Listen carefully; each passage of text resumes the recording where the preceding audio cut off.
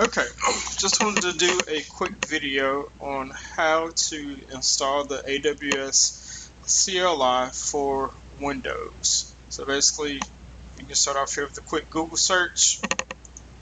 Once you get to the page here, and this is just on the AWS documentation site. So you'll see 3 options based on your operating system. So Linux, Mac OS, and Windows. And for this exercise, we're just going to use the Windows option. So just click on that link. Okay. And then we just want to follow the prompts here. So nothing to configure anything. This is a pretty quick install.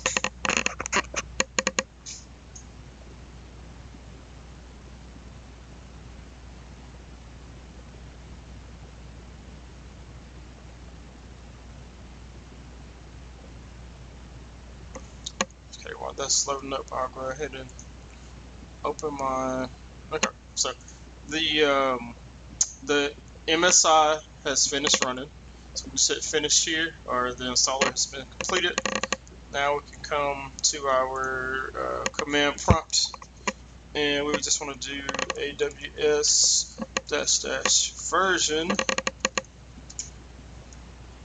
And as you can see here, this tells us what version of the CLI that we're currently running. So that's it.